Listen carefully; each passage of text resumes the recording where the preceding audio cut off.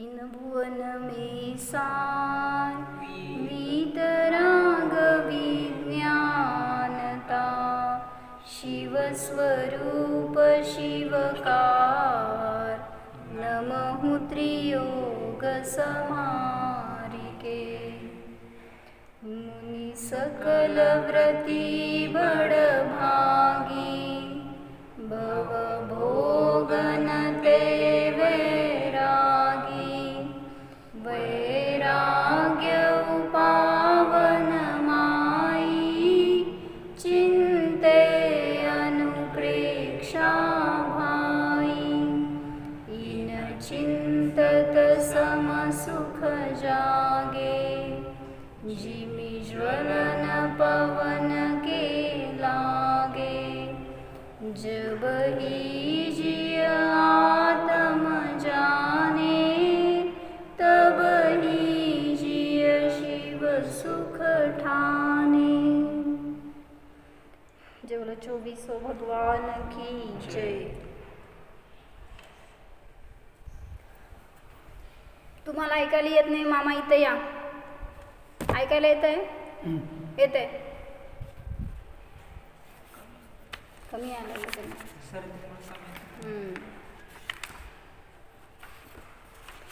निश्चयला सांगायचं आहे का रे? बोधी दुर्लभ भावना चालू आहे। हुकुमचंद भारतजींची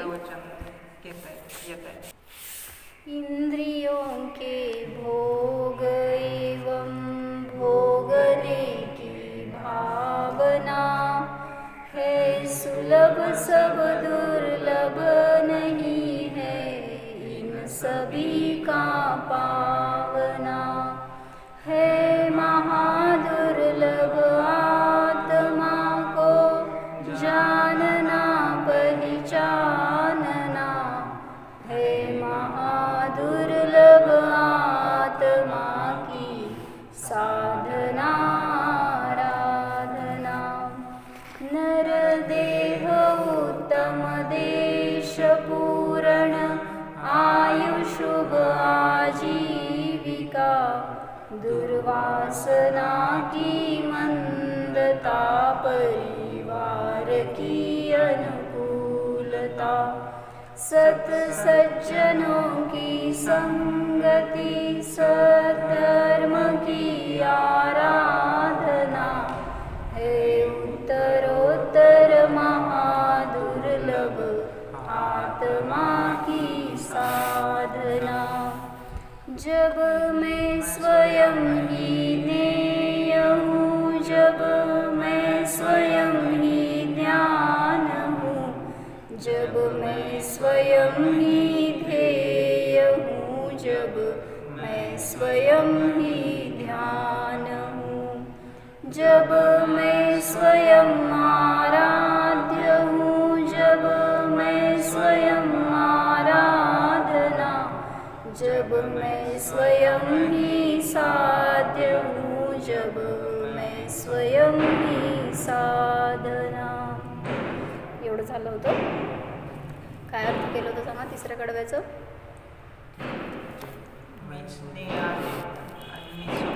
निय म्हणजे काय?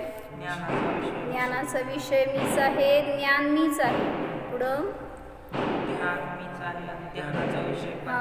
ध्यान मी आहे, ध्यानाचा विषय पण मी आहे। म्हणजे काय समजतं याच्यातून? ध्येय ध्यान ज्ञान म्हणजे काय सांगायचं आहे?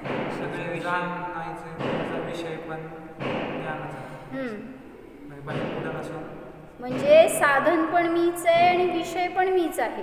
जसं आपण ते बॅटरीचं चार्ट बघितलं होतं ना, बॅटरीने फोकस करायचं आहे कशावर? ज्या ऑब्जेक्टवर फोकस करायचं त्याला विषय म्हणलं आणि ते बॅटरी म्हणजे साधन म्हणलं होतं। मग साधन पण आणि साध्य पण माझ्यातच आहे, मग बाहेर कशाच्या मी अवलंबून राहायला पाहिजे हे सांगतायत की जर मीच ज्ञेय आहे, मीच ज्ञान आहे तर मला पराची आवश्यकता नाही। मीच ध्येय आहे, मीच ध्यान आहे तर किती स्वाधीन ध्यान आहे माझं।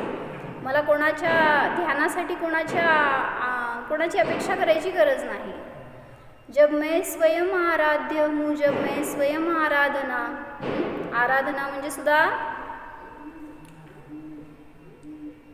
असं काही त्यांनी सांगितलं नाही. कालच्या परवाच्या एका प्रवचनामध्ये काय सांगितलं, भक्ती म्हणजे काय, कशाला म्हणायचं भक्ती, पूजा म्हणजे त्यांचं गुणगान करणं. अजून भक्ती म्हणजे काय निशान, भक्ती म्हणजे काय मामा, भक्ती म्हणजे अनुराग, ज्याच्याशी आपला अनुराग असतो ना तिथं भक्ती असते, तिथं समर्पण असतं. जिथं भक्ती असते तिथं शंका नसते, जिथं भक्ती असते तिथं भय नसतं, जिथं भक्ती असते तिथं त्याच्याशी एकरूपता असते. त्यामुळं सांगितलं, म्हणजे आज त्यांनी म्हणले की तुमची अरिहंतांवर भक्ती आहे का, किती भक्ती आहे, त्यांच्यासाठी किती समर्पण आहे, किती आपली त्यांच्याशी काय म्हणायचं एकरूपता आहे. मग त्याच्यावर त्यांनी घटवलं आज की जर अरिहंतांना आपण आपलं मानतो तर त्यांची पूजा करताना आपल्याला फायदे काय काय होतात त्याच्यासाठी त्यांनी घेतलं होतं. तुम्ही 1.5 तास ऐकणारच आहे, आता मी काय सांगणार आहे. अरिहंतांची भक्ती केल्याने कषाय नष्ट होतात, विषय कषायांचा नाश होतो. जसं म्हणलं ना षोडश कारण भावनेच्या पूजेमध्ये आपण म्हणतो काय, जो अरहंत भगती मन आने सोजन विषय कषाय न जाने. विषय कषाय राहत नाहीत तिथं. जो अरिहंतांची भक्ती करतो त्याला विषय कषाय राहत नाहीत. म्हणजे काय, अंतरंगामध्ये रागद्वेष परिणाम होणार नाहीत. आणि त्यांनी विचारलं अरिहंत जीव आहेत का अजीव आहेत, काय भैया अरिहंत जीव आहेत का अजीव आहेत. अरिहंत म्हणजे हे दिसतात ना समोर तुला, ते अरिहंत भगवान आहेत, ते जीव आहेत का अजीव आहेत, त्यांच्याकडे बघ काय दिसले, विचार करतोय. कोण आहेत, कोण शिकवलं जीव आहे म्हणलं तर जीव आहे म्हणायचं, कोण अजीव आहे सांगितलं तर अजीव आहे म्हणायचं. कोण आहेत माहीत, कसं काय जीव आहे ते शरीर आहे ते अजीव आहे, पण ते जीव भगवान. हां, म्हणजे तुम्ही फील करता का तिथं ते जीव आहेत, त्या जीव आहेत या रूपाने पाहिलं तर इथं आपल्याला किती बहुमान यायला पाहिजे. आपल्यासोबत अरिहंत बसले तिथं, आता मी त्यांच्यासोबत स्वाध्याय करतोय, त्यांच्यासमोर मी माझ्या ज्ञानाचं वर्णन ऐकतोय, म्हणजे त्यांना जीव पहा. तर सांगितलं अरिहंतांच्या भक्तीने कषायांची मंदता होते, पापाचा नाश होतो, घातक असणाऱ्या घाती कर्मांची हानी होते, वितरागता प्रगटते, जीव आणि अजीवाचे ज्ञान होते. आणि अरिहंतांचं पूजन भक्ती केल्याने संक्रमण होतं, पापाचं पुण्यामध्ये संक्रमण होत जातं आपोआप, असं सामर्थ्य आहे. त्याच्या निमित्तात लौकिक सुखाची सुद्धा प्राप्ती होते आणि देव आदिक येऊन सुद्धा तुम्हाला मदत करताना दिसले, जसं सीतेला मदत केली, परत त्या अजून कोणाला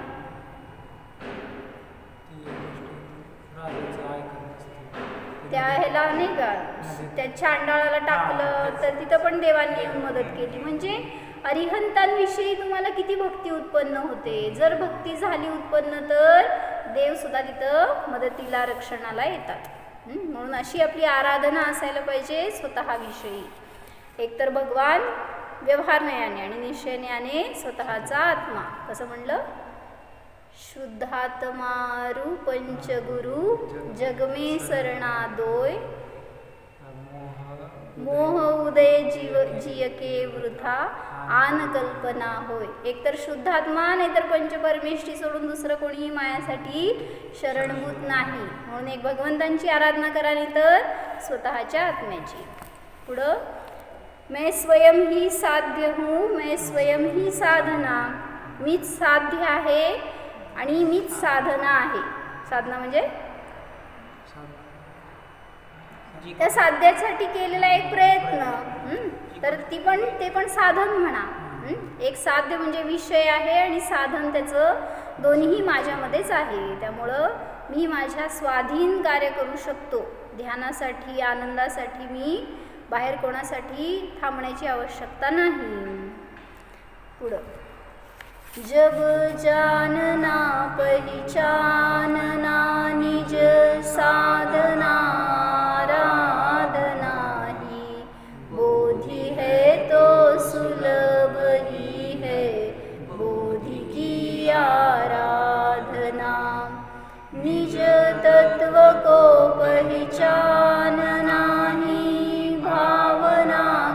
सार है, ध्रुव धाम की आराधना, आराधना का सार है. वाचा निशान खाली काय. जेव्हा स्वतःला जाणणे, ओळखणे आणि स्वतःची साधना आराधना बोधी आहे, तर मग बोधीची आराधना दुर्लभ कशी होऊ शकते? काय कळलं? दुर्लभ म्हणजे काय? तुम्हाला मिळणार नाही, कठीण आहे, दुर्मिळ आहे अशी गोष्ट, कष्टसाध्य आहे अशी गोष्ट तुम्ही दुर्लभ म्हणाल. पण स्वतःला जाणणं, ओळखणं सोपं आहे का अवघड आहे? म्हणा बोले सोपंच आहे. स्वतःला जाणणं सोपं का अवघड मामा? सोपं आहे का अवघड आहे? अवघड नाही. निगेटिव्ह सांग. हां, विषय बनवा स्वतःला तर सोपं आहे, कारण माझी वस्तू माझ्याजवळ आहे, त्याला जाणायला अवघड आहे का सोपं आहे? सोपं आहे. प्रयत्न केला तर काय म्हटलं तिथंच, म्हणून त्या जयचंदजी छाबडांच्या याच्यामध्येच घेतलं ना, अति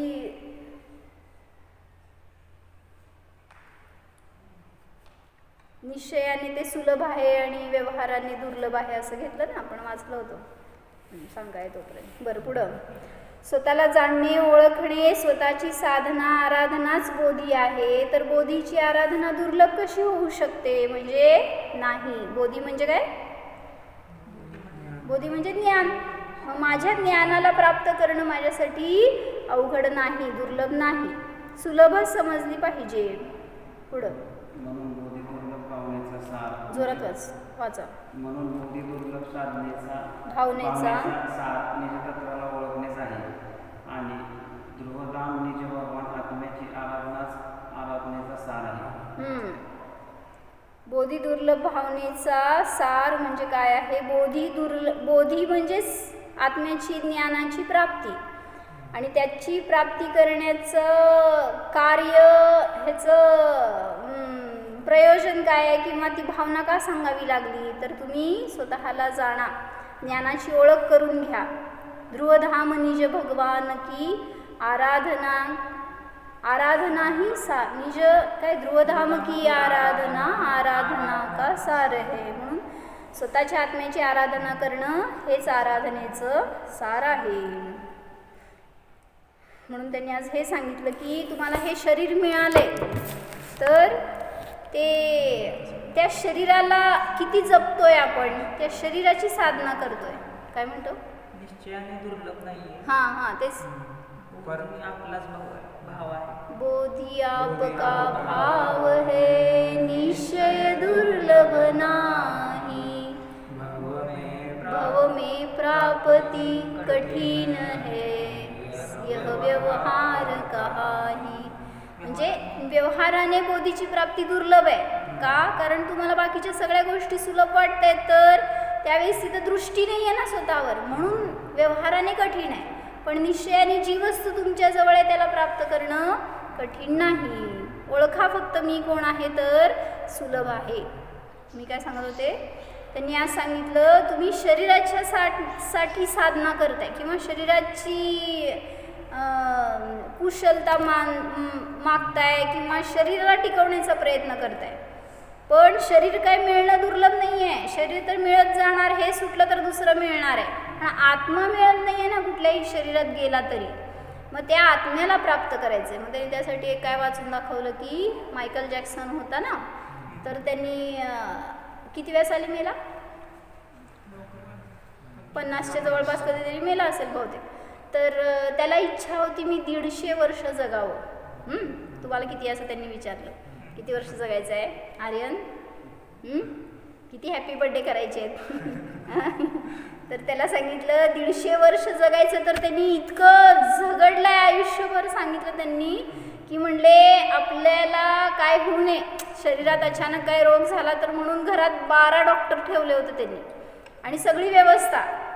जर काय अचानक झालं, इवन ह्याच्या पुढं जाऊन सांगितलं काय म्हणायचं, ॲक्सिडेंटली काहीतरी झालं, कुठला अवयव तुटला, कुठले ऑर्गन्स खराब झाले, तर ते डोनर्स सुद्धा रेडी ठेवले होते. त्या डोनर्सना सुद्धा तो आजीवन खाऊ घालत होता त्यांचे पार्ट्स चांगले राहावेत म्हणून. किती खतरनाक, म्हणजे ऐकल्यावर एक एक गजब गजब वाटत होतं. आणि सांगितलं त्याची स्किन पांढरी नव्हती, तो काळा होता दिसायला, तर त्यांनी सर्जरी करून घेतली होती, प्लास्टिक सर्जरी. आणि तो गोरा झाला तर त्याचे आई वडील काळे म्हटल्यावर त्यांनी आई वडील बदलले म्हणे. असं हे पण सगळं नवीनच ऐकले मी पण. म्हणजे आई वडील गोऱ्या आई वडिलांना हायर केलं म्हणे, असं पण करतात लोक. सगळं त्यांनी पैशावर घटवले बरं का. असं तुम्ही म्हणले केली नाही सर्जरी, त्यांना बदलून टाकला म्हणे. त्या वयात पॉसिबल नसेल. होय, तू का बाजू गेला त्याची. तर तिथं ते केलं, ते झाल्यावर सांगितलं त्याला ते काय सर्जरीच्या निमित्तात जे काही त्रास व्हायचं ना, रोज अँटीबायोटिक्सवर जगत होता तो. आणि काय त्याच्या अंगाला सगळीकडे सुया टोचल्याचं त्रास होता. काय केलं असणार आहे त्याच्या निमित्तात त्यासाठी म्हणून. असे अनेक त्रास होते त्याला शरीरात. तेवढं करून सुद्धा म्हणले जेव्हा हार्टचा त्रास होऊ लागला शेवटी, तर डॉक्टरांनी सांगितलं काहीच करू शकत नाही. किती हेल्पलेस सांग ना. आणि अशा कमी आयुमध्ये त्याचं मरण झालं. म्हणजे म्हणायचे कुठलं शरीर टिकवू शकता हो तुम्ही. म्हणून शरीराच्या नादी नाही लागायचं, शरीराला टिकवायचं नाही आहे तर आत्म्याचं ज्ञान करून घ्या जे दुर्लभ आहे. शरीर दुर्लभ नाही. थोडंसं इथं कार्तिकी अनुप्रेक्षामध्ये त्यांनी बोधी दुर्लभ भावनेबद्दल सांगितलं, ते वाचते. तसं ज्या शरीरात आत्म्याला जाणू शकतो ते शरीर पण दुर्लभच आहे. दुर्लभ कुठल्या अपेक्षेने म्हणायचं, निगोदीच्या अपेक्षेने म्हण, विकलत्रयांच्या अपेक्षेने म्हण, ते मिळणं दुर्लभ आहे. पण पंचेंद्रिय नाही झालो का आपण. सांगितलं ना 2000 सागर एवढा काळ त्रसमध्ये गेलाय आपला. त्याच्यामध्ये पण 1270 आणि किती काढलो होतं ना मध्ये आपण 640 काहीतरी, तेवढं सागर प्रमाण पंचेंद्रियातच आहे. म्हणजे देव आणि नारकी पर्यायांमध्ये. मग इतका जास्त काळ आपण त्या पंचेंद्रियात असून जर कुठं उपलब्धी केली स्वतःची. म्हणून त्यांनी सांगितलं नरकात गेल्यावर तुम्हाला आठवणार आहे आत्मा काय. का प्रतिकूलता जास्त असते ना नरकामध्ये, आणि तो जीव हैराण होतो आणि ॲटलिस्ट त्याच्या निमित्तात तरी आत्म्याकडे जातो. आणि म्हणून तो नरकात जन्मत नाही. पण बाकीचे सगळे म्हणले भोग सगळे मिळालेले असतात तर देव त्या भोगातच रमतात. म्हणून त्यांनी छान घेतलं काय की देव मरतात. म्हणजे देवांना काय म्हटलं, आयुष्यभर सगळे भोग आहेत, सगळे सामग्री आहेत, वैभव आहे, वृद्धी आहे, देवांगना आहेत, भोग सगळीकडं फिरायची फॅसिलिटीज आहेत, सगळं आहे. पण धर्मबुद्धी असणं किती अवघड आहे तिथं. म्हणून त्यांना सांगितलं रौद्र ध्यान कोणाला जास्त असू शकतं. म्हणजे एक त्यांनी चिंतन घेतलं बरं का. ॲक्च्युली आर्तध्यान म्हणजे काय असतं माहिती आहे. आर्तध्यान चांगलं का रौद्र ध्यान चांगलं. हां कम्पॅरेटिव्ह आहे. आर्तध्यान का आर्तशी आत्म्याचा काय संबंध नाही आहे. आर्तध्यान म्हणजे काय मामा. आर्त ध्यान आणि रौद्र ध्यान मध्ये कुठलं ध्यान चांगलं. चांगलं इन द सेन्स कुठलं वाईट म्हणा. दोन्हीपैकी कुठलंही नाही आहे ॲक्च्युली. बरोबर आहे. पण म्हणजे मी विचारलं माताजींना परवा की पहिल्या गुणस्थानातून चौथ्या गुणस्थानात जातो ना जेव्हा जीव, तेव्हा इथं धर्मध्यान सुरू होतं. पहिल्या गुणस्थानात धर्मध्यान नाही आहे. मग इथं कुठलं ध्यान असणार. धर्मध्यान तर नाही आहे. मग एक तर आर्त असणार नाही तर रौद्र असणार. मग जेव्हा हा जीव स्वभावाच्या सन्मुख होतो म्हणजे आत्म्याला जाणण्यासाठी पुरुषार्थ करतो, तर तो त्याच्या पूर्व स्टेजमध्ये कुठल्या तरी ध्यानात असणार ना या दोन्हीपैकी. म्हणजे एक पर्याय समजा, ही पहिली पर्याय, दुसरी पर्याय, तिसरी पर्याय. मग या पर्यायात जेव्हा आत्मध्यान होणार आहे तर या पर्यायात त्याला कुठलं ध्यान असणार. एक चिंतन.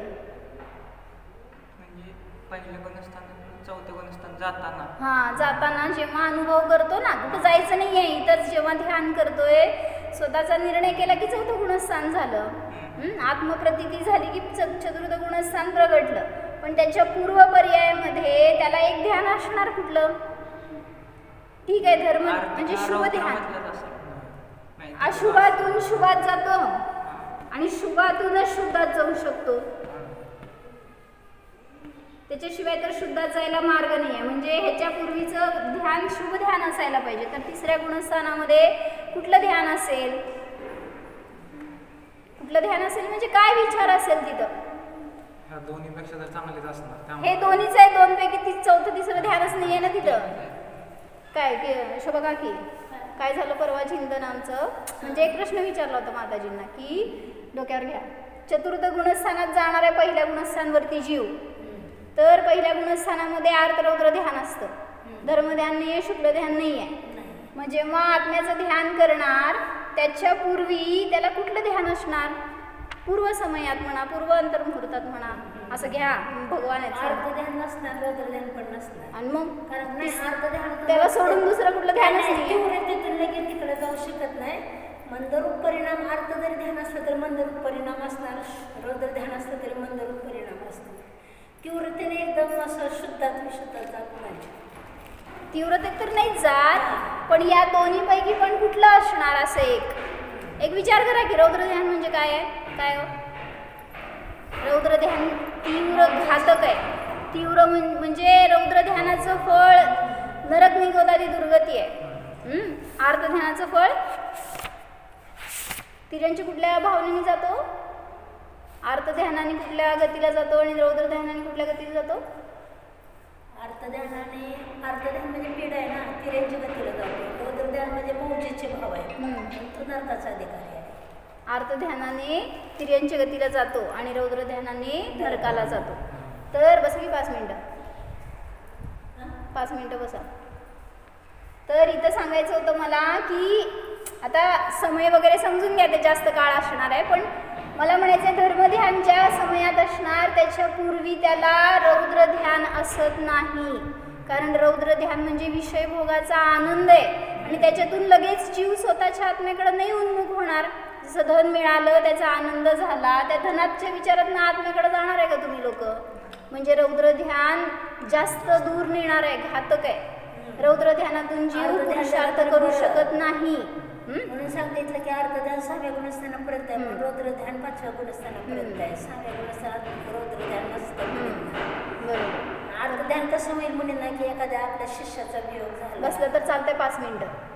नाही आता अहो गेलीच नाही, असू दे, गेलीच नाही, पाप लागणार नाही, मागं देव आहे. भगवान बघते की म्हणजे अर्धध्यान म्हणजे त्यांना इष्ट, म्हणजे एकदम डांबरेट एखादा शिष्य भेटला तर इष्टवियोग अनिष्ट संयोग, पण त्याची तीव्रता कमी असणार. मुनींचं संजोगन जन्य कशा आहेत ना, अनंतानुबंधी प्रत्येकांतर नाहीच आहे त्यांच्या उदयात. पण आता भेटलाय एखादा किंवा संलग्नाच्या वेळेस एखादा खूप रुजू असेल शिष्य, त्याचा तर ते संलग्न होत आहे. काय सांगताय तुम्ही? धर्मध्यानाचं थांबा, पहिल्या गुणस्थानातून 4थ्या गुणस्थानात न्यायचं आहे आम्हाला त्याला. मग त्या पहिल्या गुणस्थानातल्या शेवटच्या समयात त्याच्याकडे काय ध्यान आहे हे विचारतोय आपण. म्हणजे त्याचे परिणाम कसे असतात? म्हणजे त्यांची रौद्र ध्यान नसतंच, नाही. कारण रौद्र ध्यान म्हणजे विषयभोगामध्ये आनंद असणारा असे परिणाम आहेत. हिंसानंदी, मृषानंदी, चौर्यानंदी, परिग्रहानंदी, या विचारातून जीव कसं जाणार स्वतःकडं? म्हणून मंदिरात आम्ही दुकानांपासून ध्यान करतो म्हणू नका, करावं लागतं ही गोष्ट वेगळी.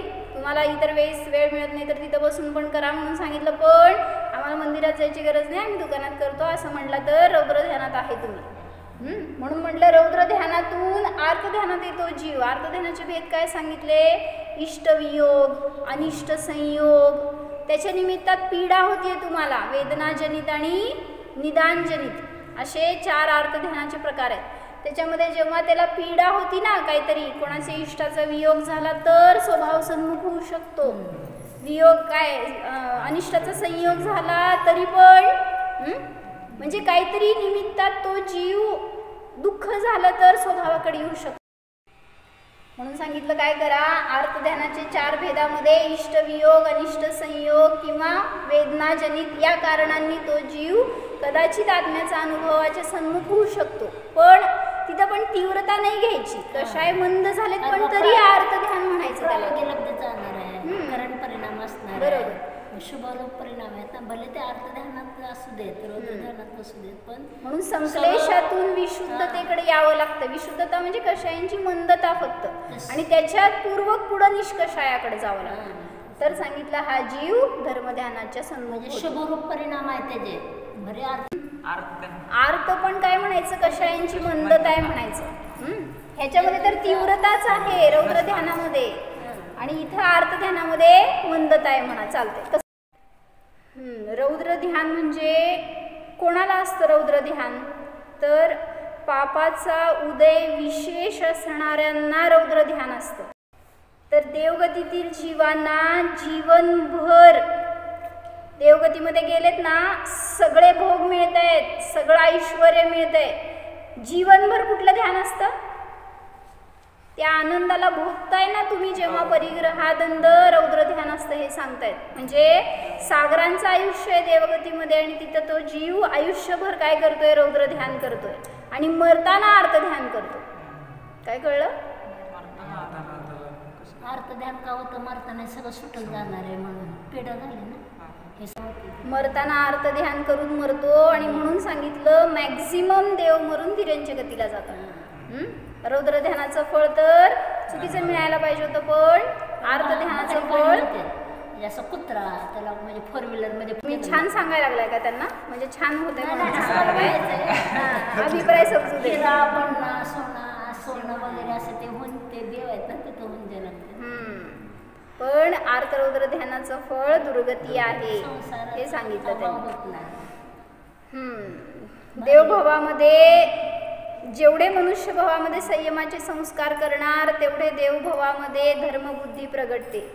कारण संस्कार जसे करणार तसे कार्य पुढे होते. म्हणजे संयम केला तर त्याच्या निमित्तात पुण्यबंध होतो, पुण्याच्या निमित्तात स्वर्गाला जाणार, स्वर्गाला गेल्यावर भोग सामग्री मिळणार, तिथं तुमची परीक्षा असणार. काय कळलं? म्हणजे इथं संयम केलाय ना तुम्ही, जे काही मुनिदशा घेतली असेल, जे पण पुरुषार्थ केला असेल, तर त्याच्या निमित्तामध्ये पुण्याचा आश्रव बंद झालाय, मग गेला स्वर्गाला, मोक्षाला तर जात नाही आता या काळात, म्हणून सांगितलं स्वर्गाला जाणार, तिथं गेल्यावर तुम्हाला सगळे भोग मिळणार आहेत पुण्याच्या उदयाच्या निमित्तात. मग तिथं संयम म्हणजे संयम तर नाही आहे. इवन काय म्हणायचं, साधं रात्री भोजन त्याग असलं पण नियम करू शकत नाहीत, 1-2 तासाचं त्याग हे पण करू शकत नाहीत, कंठात अमृत आहे. त्यामुळं सांगितलं की तिथं तुमची परीक्षा असते. जे काही मिळालेलं वैभव आहे, भोग आहे, त्याच्या निमित्तात तुम्ही पुरुषार्थ करून काय म्हणायचं, त्या कृत्रिम चैत्यालयाच्या वंदनेला जाऊ शकता, समूहशरणात जाऊ शकता.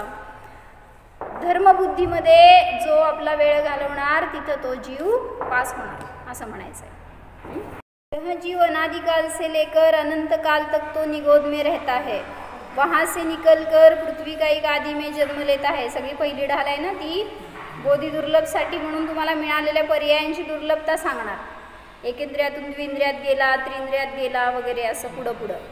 नित्य निगोद झाला, आणि 2 भेद कुठले सांगितले निगोदाचे? निगोदाचे 2 भेद, नित्य निगोद आणि इतर निगोद म्हणा, किंवा चतुर्गती निगोद म्हणा. मग नित्य निगोद म्हणजे आजपर्यंत निघाला नाही तो नित्य निगोद, निघू शकतो भविष्यात पण आजपर्यंत निघाला नाही, म्हणून त्याला नित्य निगोदी म्हणलं. आणि इतर निगोदी म्हणजे कोण? Foreign return. तसं तुमचं तिर्यंच रिटर्न किंवा त्रस रिटर्न म्हणा, तर अन्य गतीला जाऊन आलेला इतर निगोदी म्हणायचं. काय झालं? बस खाली गोष्ट सांगणार आहे. जो जीव अनादिकाल से निगोद में पड़े हुए हैं वे नित्य निगोदिया कहे जाते हैं. जो त्रस पर्याय प्राप्त करके निगोद में जाते हैं उन्हें चतुर्गति निगोदिया कहते हैं. नित्य निगोद में तो जीव अनादिकाल से अनंत काल तक रहता है. ऐसे अनंत जीव है जिन्होंने त्रस पर्याय प्राप्त नहीं की. समजते? आजपर्यंत कधीच त्रस झाला नाही असे जीव अनंत आहेत. ओ आवाज, उनके भाव कर्म बहुत निबिड़ होते हैं, इसलिए वे निगोद को नहीं छोड़ते. का निगोदातून बाहेर आलो आणि का निगोदात राहता येत ते अनंत काळापर्यंत, ह्याच्या मागचं कारण त्यांचे कषाय काय म्हटलं, प्रचूर कषाय असतात, तिथं संक्लेश असतात. नित्य निगोद से निकलने के विषय में 2 मत पाए जाते हैं. नित्य निगोदिया जीव सदा निगोद में ही रहता है और वहाँ से नहीं निकलता. दूसरे मत के अनुसार जब तक उसके भाव कर्म निबिड़ रहते हैं तब तक नहीं निकलता, भाव कर्म के कुछ शिथिल होते ही निकल आता है। अतः प्रथम तो जीव का अनंत काल निगोद में बीतता है, वहाँ से निकलकर वह पृथ्वी काय वगैरह में जन्म लेता है। अतः अज्ञानी का अज्ञानी ही बना रहता है। एकेंद्रियात आला म्हणून फार चांगलं झालं असं नाही आहे. काय झालं तिथं? फक्त निगोदी होता, तिथं आयुष्य नव्हतं, फक्त आयु वाढले एवढंच. म्हणजे अधिक आयु मिळाली एवढंच त्याच्यामध्ये दुर्लभता. वहाँ भी असंख्य काल तक बादर सूक्ष्म काय में परिभ्रमण करता है, फिर चिंतामणि रत्न की तरह दुर्लभ त्रस पर्याय में कठिनता से प्राप्त करता है. म्हणजे म्हणलं ना, दुर्लभ लही जो चिंतामणी त्यों पर्याय लही त्रस तणी. त्रस झाला, एकेंद्रियातून विकलत्रयामध्ये आला, तिथून पंचेंद्रियांमध्ये आला आणि असं करत करत सगळी दुर्लभता आपण बघितली. त्याच्यामध्ये जरी पंचेंद्रिय झाला तरी सुद्धा मन मिळेल की नाही ह्याची पण गॅरंटी नाही. यदि पंचेंद्रिय पर्याय भी प्राप्त कर लेता है तो असंज्ञ होने के कारण बातचीत उपदेश वगैरे नहीं समझ सकता. समोर बसलाय पंचेंद्रिय पण त्याला मन नसेल तर काय समजणार आहे. अतः न तो स्वयं अपने को जानता है, न अरिहंत सिद्ध आचार उपाध्याय साधु आगम धर्म वगैरह किसी को भी नहीं जानता. कदाचित जिस किसी तरह संज्ञ पंचेंद्रिय भी होता है तो बिलाव, चूहा, भेड़िया, वृद्ध, सर्प, नेवला, मगरमच्छ वगैरे क्रूर तिर्यंशांमध्ये जन्मतो. अतः सदा पाप रूप परिणाम रहते हैं. दुर्लभता कशी आहे हे सांगायला लागले त्याच्यातून. माशा प्रत्येक गतीमध्ये गेला आणि आपलं परिभ्रमण पूर्ण केलं, पण आत्म्याची प्राप्ती केली नाही. म्हणून आज मिळालाय हा भाव, तर काय करायला पाहिजे? या भावाची सार्थकता तेव्हाच होणार जेव्हा सम्यक दर्शनाची प्राप्ती होणार. म्हणून एका मुनींची गोष्ट छान सांगितली होती, कसं त्यांनी आपली साधना कशी केली ह्याच्यासाठी. अनुबद्ध केवली होते माहिती आहे, म्हणजे काय असतं? 7 प्रकारची केवली असतात, त्याच्यामध्ये एक केवलींचा प्रकार आहे हा अनुबद्ध केवली. म्हणजे जसं महावीर भगवंतांना मोक्ष झाला त्याच दिवशी संध्याकाळी गौतम गंधरांना केवल ज्ञानाची प्राप्ती झाली. केवल ज्ञानाची प्राप्ती हे त्यांना जेव्हा मोक्ष प्राप्त झाला तेव्हाच हे कुठले सुधर्म स्वामी एक आहेत, आता ते कितवे आहेत बघायला पाहिजे. म्हणजे दुसऱ्या एका मुनींना त्याच दिवशी केवल ज्ञान झालं, त्यांना जेव्हा मोक्ष झाला तेव्हा दुसऱ्यांना केवल ज्ञान झाला. असं करत जी काही रचनाबद्ध अनुबद्धता झाली ना, त्याच टाईपमध्ये एक जण असणारे हे सुधर्म केवली, बहुतेक हे अंतिम केवली होते का काय, अनुबद्ध केवली सुधर्म स्वामी, त्यांची कथा आहे. राजा सुप्रतिष्ठित हे वडील होते काय, आर्यन ये पुढं.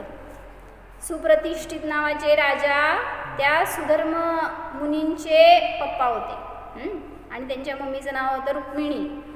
त्यांचा पुत्र म्हणजे हे सुधर्म कुमार. बालपणी धर्मकथा ऐकत त्यांच्यावर असे धर्माचे संस्कार केले मातापितांनी. त्यामुळं सुधर्मसुद्धा सहज रूपाने धर्माकडे आकृष्ट झाला, आत्मरसपान करू लागला आणि त्याला इतकी गोडी लागली त्या धर्माची की काय शिकवत आहेत पप्पा? धर्म शिकवत आहेत का आर्यन? काय शिकवत आहेत? जा म्हणतात बॅडमिंटनला जा, स्विमिंगला जा, खेळायला जा, काय शिकवत? रोज बसायचं मम्मी आणि पप्पाजवळ आणि म्हणायचं रोज मला एका मुलींची गोष्ट सांगा, तर त्यासाठी अभ्यास करतील तेवढ्यासाठी जरी. तर ते सांगितलं. सुधर्म जो बालक होता ना, एवढा शार्प होता आणि त्याला सगळं धर्माचं काय सांगेल ते आवडायचं, तो ग्रहण करत जायचं आणि त्यात त्याला इंटरेस्ट वाढत चालला.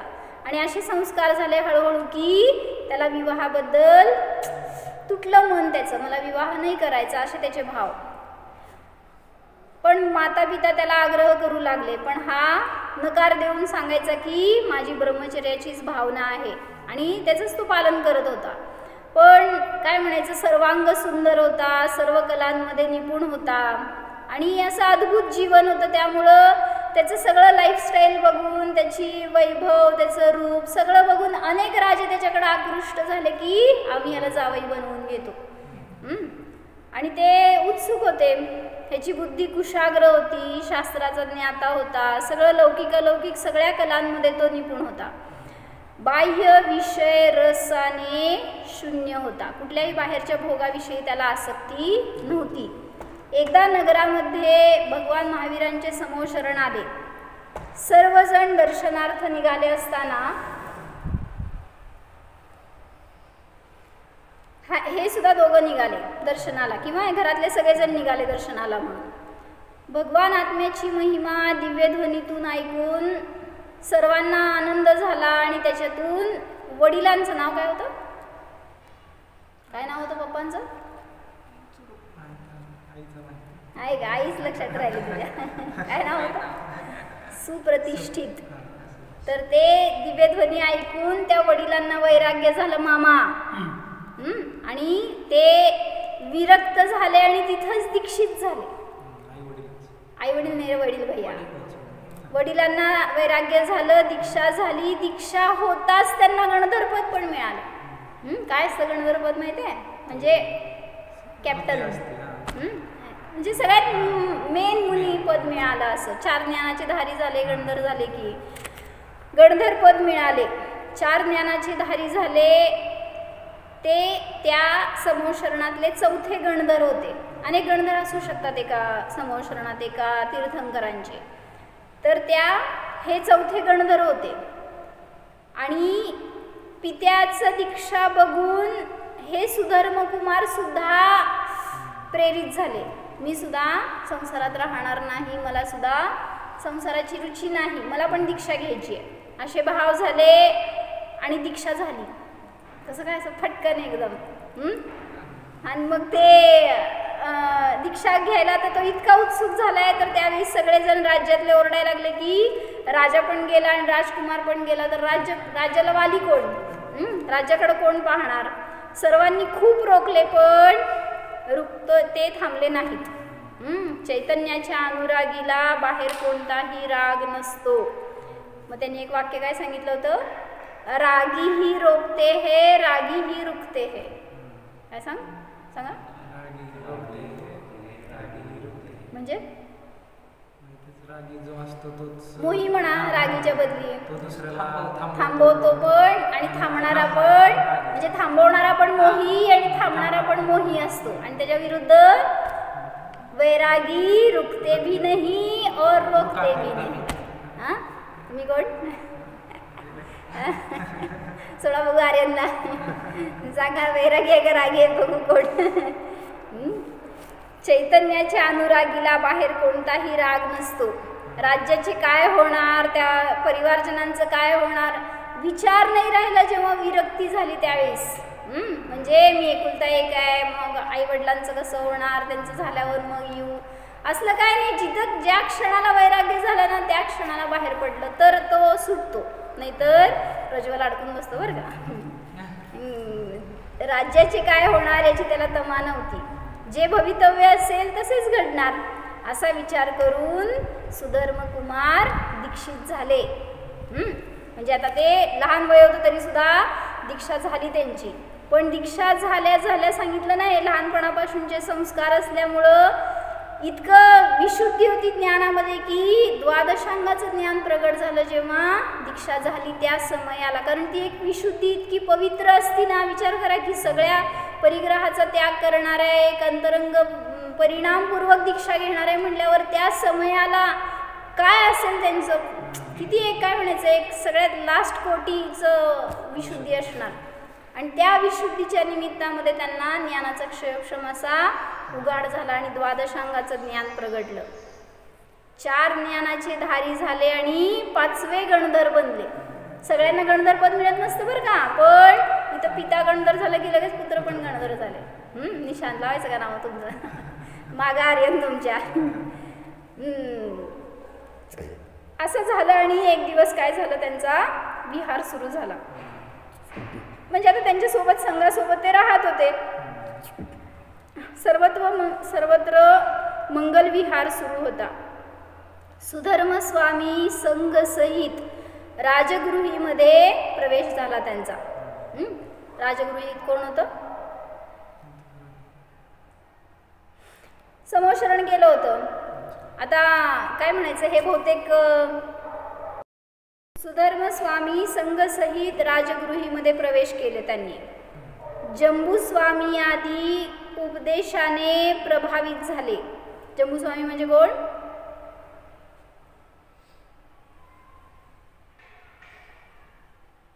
ते नाही का, त्यांना सांगितलं होतं की ते दीक्षा मागायला आले होते मुनींकडे, तर त्यांचा नियोग सांगितला होता की तुमचं लग्न होणार आहे 4 जणांशी आणि मग तुमचा विवाह होणार आहे, दीक्षा होणार आहे असं. तर ते जंबूस्वामी जंबूस्वामी आदी यांच्या उपदेशाने प्रभावित झाले. सुधर्म स्वामींच्या विवाहाच्या दुसऱ्याच दिवशी त्यांची दीक्षा झाली. जंबूस्वामींची दीक्षा झाली आणि त्यांच्याबरोबर अनेक जणांची दीक्षा, अनेक राजा त्यांच्यासोबत दीक्षित झाले. आणि आता हा सगळा संघ एकत्र आला बरं का. कोण? सुधर्मस्वामी, जंबूस्वामी आणि असे अनेक राजा जे दीक्षित झाले. तर त्यांचा विशाल असा संघ झाला आणि त्यांचा मंगल विहार सुरू होता.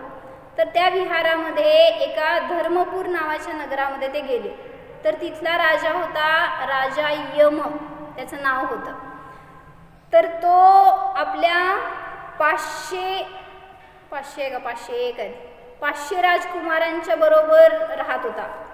आणि त्या यमराजाची बुद्धी भयंकर तीक्ष्ण होती, म्हणजे काय म्हणायचं, ग्रेट होती, उत्कृष्ट बुद्धी होती त्याला. क्षयोक्षम खूप जास्त होता. पण त्या क्षयोक्षमाचा त्याला गर्व होता. मला इतका ग्रेट ज्ञान आहे मला, असं त्याला गर्व होता. कोणी माझ्या समान विद्वान नाहीच अशी त्याची मान्यता होती. तर तेव्हा काय झालं, तिथं त्यांचा मंत्री असतो, त्याचं नाव असतं दीर्घ, आणि तो जिनधर्मी होता. तो त्यांना समजावून सांगत होता, पण गर्वाच्या समोर कोणाचं ऐकायची तयारी नसते. तर जेव्हा हे सुधर्मस्वामी आणि जंबूस्वामी त्या नगराच्या बाहेर वनामध्ये स्थित असताना मंत्री आपल्या सगळ्या परिवारासह निघाला दर्शनाला. तर राजाला उत्सुकता, हा कुठं चाललाय आणि का चाललाय, एवढं काय इम्पॉर्टंट. आणि मग त्याला कळलं की असं वनामध्ये मुनी आलेत आणि त्याला इच्छा झाली आता की मी एवढा श्रेष्ठ विद्वान असताना हा कोणाकडे चाललाय, मी एवढा ज्ञानी असताना ह्याला बाहेर जायची गरजच नाही. आणि मग तो निघाला. तर राजाने विचारपूस केली, कुठं चाललाय तुम्ही? तर मंत्र्यांनी आपलं सरळ सांगितलं, चला म्हणले तुम्ही सुद्धा दर्शनाला, मुनिराज आलेत आणि ते महाज्ञानी आहेत. असं ऐकलं की अहंकाराला ठेच लागली, मी ज्ञानी, माझ्यासमोर कोण ज्ञानी. तर मंत्री आपलं सरळ त्यांनी सांगतोय की तुमचं कल्याण होईल, चला तुम्ही. तर राजा गर्वाने दर्शनाला गेला की मी श्रेष्ठ असताना ते कुठं, बघू तर कोण आहे असं. स्वतःच्या ज्ञानाचं प्रदर्शन करण्यासाठी अहंकाराने गुरूंची निंदा केली मनातूनच. ते नसणारच, माझ्यासमोर ते विद्वान नाहीतच, अशी त्यांची भावना. हे काय ज्ञानी असणार, असं जाऊन समोर त्यांच्या उभारल्यावर त्यांना पाहतोय राजा. नाव काय? यमराजा. आणि ह्याचं नाव काय मंत्र्याचं? दीर्घ. तर राजा समोर उभारला आणि त्यांना म्हणतोय, सांगा म्हणले कुठले कुठले ग्रंथ वाचलेत तुम्ही, तुम्हाला काय काय ज्ञान आहे, असं राजा विचारतोय मुनींना बरं का. तर मुनी तर मौन बसलेत, ते थोडी आपल्या ज्ञानाचं प्रदर्शन करतायत. तर हे मौन बसलेलं बघून सुद्धा त्याला राहावे ना, काय निशान, काय म्हणाले, मूर्ख असतो तो मौन बसतो, असं त्यांनी मुनींना म्हणतोय बरं का. एवढं म्हणल्याने सुद्धा सांगितलं त्याला तीव्र ज्ञानावरणाचा बंध झाला. कारण समोर साक्षात भावलिंगी मुनी असताना त्यांचा सहज कळत नकळत कसा अपमान केला. तीव्र ज्ञानावरणाचा बंध झाला. आचार्य तर न्यूट्रल बसले होते, त्यांच्या मनात काय रागद्वेष नाही, साम्य परिणामामध्ये. पण राजाला तत्क्षणाला फळाची प्राप्ती झाली. काय झालं होतं, गर्व झाला होता ना ज्ञानाचा, आणि त्या अहंकाराचा आणि त्यांच्या मुनिनिंदेचं फळस्वरूप त्यांनी आपलं ज्ञानाचं प्रदर्शन करण्यासाठी गाथा काव्य म्हणू लागला. हजारो गाथा त्याला येत होत्या आणि कंठस्थ, त्यामुळं तो म्हणायला लागला. म्हणता म्हणता ज्ञानाची हीनता अशी झाली, सर्व विसरून गेला. एक असं काव्य म्हणत असेल समजा, त्याला पुढची लाईनच आठवे ना, काही केलं तरी सुद्धा.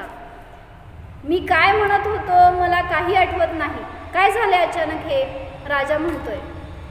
तर मुनिनिंदेचे फळ असं तत्काळ सुद्धा मिळू शकतं आणि त्याला तो फार प्रयत्न करतोय पण तरी सुद्धा त्याला ते काहीही आठवत नव्हतं आणि ते बघून त्याला फार दुःख झालं. आणि त्याचे जे 500 राजकुमार होते ना, ते याच्या विरुद्ध होते, यमराजाच्या विरुद्ध. ते मुनींच्या पक्षातले होते, म्हणजे मुनींच्या विषयी त्यांना बहुमान होता, आदर होता, त्यांना ते गुरु मानत होते. मग ते 500 राजकुमार समोर आले आणि त्यांनी पित्याला संबोधन केलं की ज्ञानावरणाचा हा उदय आहे, तुम्ही जे काही परिणाम केले चुकीचे, मुनिनिंदेचे भाव केले, त्याचं फळ तुम्हाला कदाचित असं मिळालेलं असणार. ह्याचा उपाय एवढाच आहे, तुम्ही मुनींसमोर जाऊन आपल्या परिणामांचं प्रक्षालन करा, पश्चाताप करा आणि स्वतःची निंदा करा. असं सगळं जाऊन राजकुमारांनी सांगितल्यावर यांना पटलं ते आणि पश्चाताप झाला राजाला.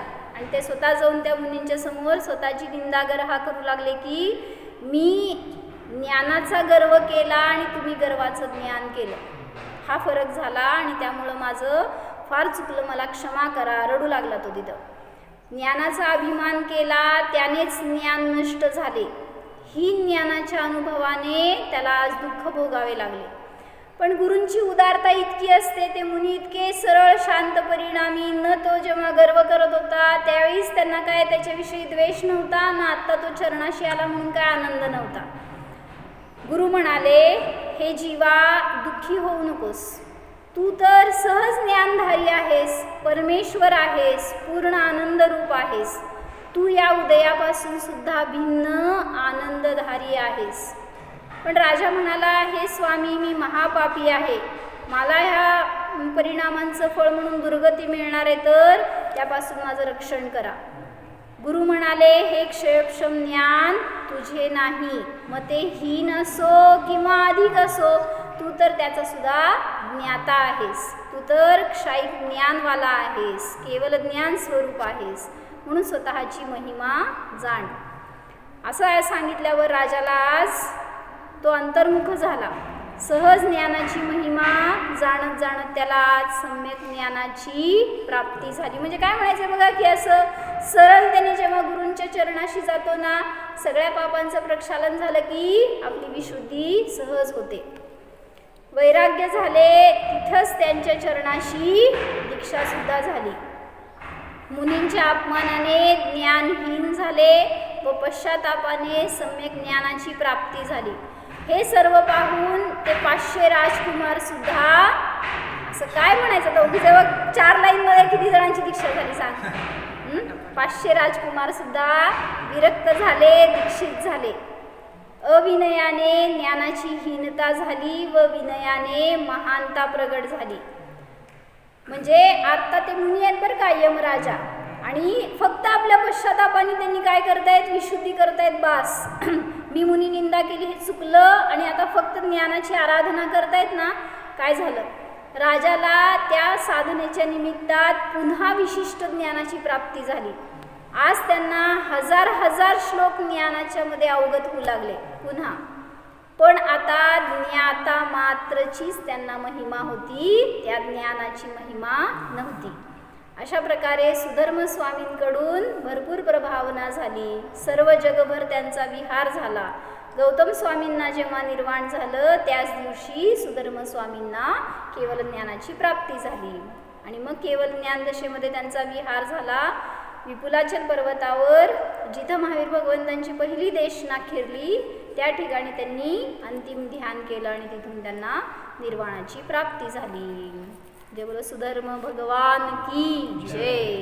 अशा दुर्लभ मनुष्य पर्यायाचा वापर त्यांनी आत्मसाधनेसाठी केला आणि आपल्या भवाचं सार्थक करून घेतलं. तसं आपल्याला सुद्धा आपला भव सार्थक करायचा असेल तर स्वतःला जाणा, मी सुद्धा ज्ञानाचा पिंड आहे, सर्व या पर्यायांपासून विभावांपासून भिन्न आहे.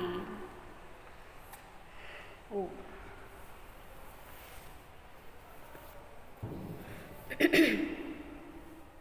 जाणा.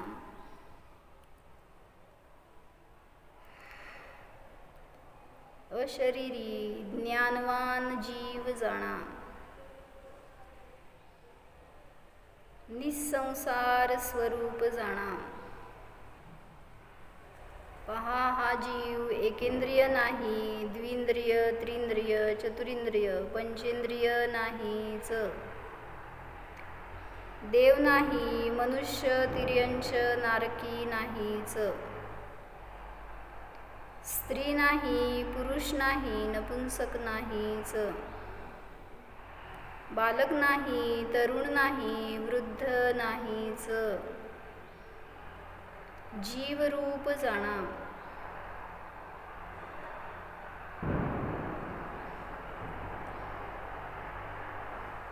केवल ज्ञान स्वरूपोऽहम्,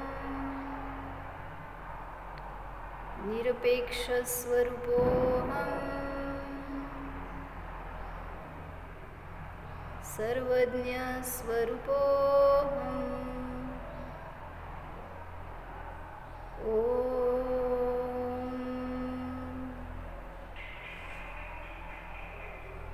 विसर्जन.